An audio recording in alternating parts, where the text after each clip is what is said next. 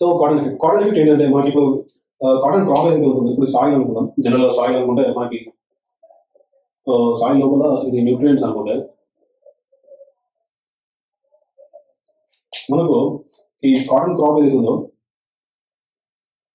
ఇది మనకి న్యూట్రియంట్స్ ని లోవర్ లెవెల్స్ నుంచి అబ్జర్వ్ చేసుకుంటుంది.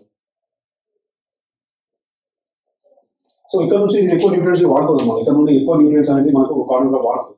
సో ఈ న్యూట్రియంట్స్ ఏమైందంటే మనకి ఈ నెక్స్ట్ మనం ఏదైతే పంట పెట్టబోతున్నామో దాంట్లో ఈ న్యూట్రియంట్స్ అనేది హెల్ప్ అవుతాయి. సో ఎట్లాంటి రూట్ సిస్టమ్ లో పంట పెట్టుకోవాలంటే మనకి షాలో రూట్ సిస్టమ్ అన్నాం. సో మనం నెక్స్ట్ షాలో రూట్ సిస్టమ్ ఉన్న పంటలు వేసుకున్నట్టయితే మనకి ఈ లేయర్స్ లో ఉన్న న్యూట్రియంట్స్ ఆ షాలో రూట్ సిస్టమ్ ఉన్న పంటలకి బాగా ఉపయోగపడతాయి. సో కాటన్ అనేది మనం ఫస్ట్ క్రాప్ వేసుకున్నట్టయితే అది డీపర్ లేయర్స్ లో ఉన్న న్యూట్రియంట్స్ అబ్జర్వ్ చేసుకుంటుంది. నెక్స్ట్ మనం ఏదైనా షాలో రూట్ సిస్టమ్ ఉన్న పంట వేసుకున్నట్టయితే అది పై ఉన్న లేయర్స్ లో ఉన్న న్యూట్రియంట్స్ ని అబ్జర్వ్ చేసుకుంటుంది. సో ఇట్లా మనము ఈ కాటన్ క్రాప్ ఈ న్యూట్రియంట్స్ అనేది కాటన్ క్రాప్ కి తగ్గకుండా ఉంటాయి, మనకి షాలో రూట్ సిస్టమ్ ఉన్న పంటల్లో న్యూట్రియంట్స్ అనేది తగ్గకుండా ఉంటాయి.